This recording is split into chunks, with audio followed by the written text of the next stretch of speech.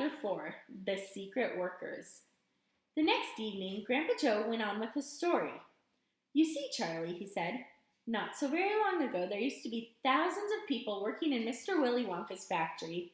Then one day, all of a sudden, Mr. Wonka had to ask every single one of them to leave, to go home and never come back. But why? Asked Charlie. Because of spies. Spies? Yes, all the other chocolate makers, you see, had begun to grow jealous of the wonderful candies that Mr. Wonka was making, and they started sending spies in to steal his secret recipes. The spies took jobs in the Wonka factory, pretending that they were ordinary workers, and when they were there, each of them found out exactly how a certain special thing was made. And did they go back to their own factories and tell? Asked Charlie.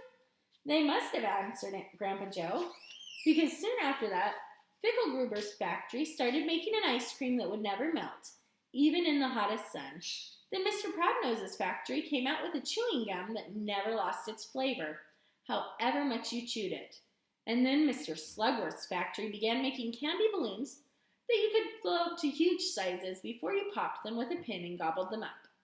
And so on and so on. And Mr. Willy Wonka tore his beard and shouted, "This is terrible! I shall be ruined! There are spies everywhere! I shall have to close the factory." But he didn't do that, Charlie said. Oh, yes, he did. He told all the workers that he was sorry, but they would have to go home. And then he shut the main gates and fastened them with a chain. And suddenly, Wonka's giant chocolate factory became silent and deserted.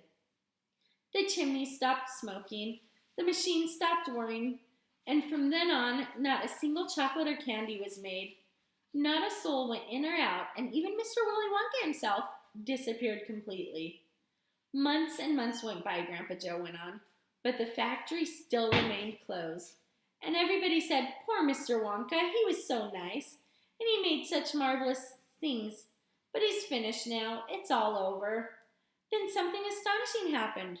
One day, early in the morning, thin columns of white smoke were seen to be coming out of the tops of the tall chimneys of the factory.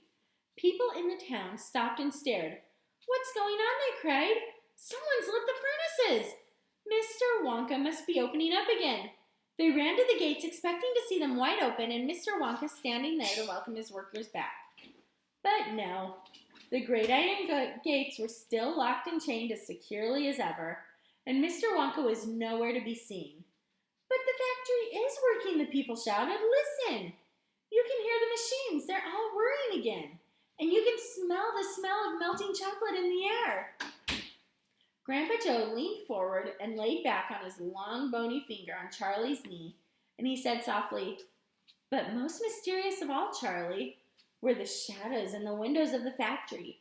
People standing on the street outside could see dark shadows moving behind the frosted glass windows." "Shadows of whom?" Charlie said quickly.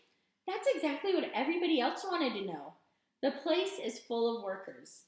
The people shouted, "But nobody's gone in. The gates are locked. It's crazy. Nobody ever comes out either."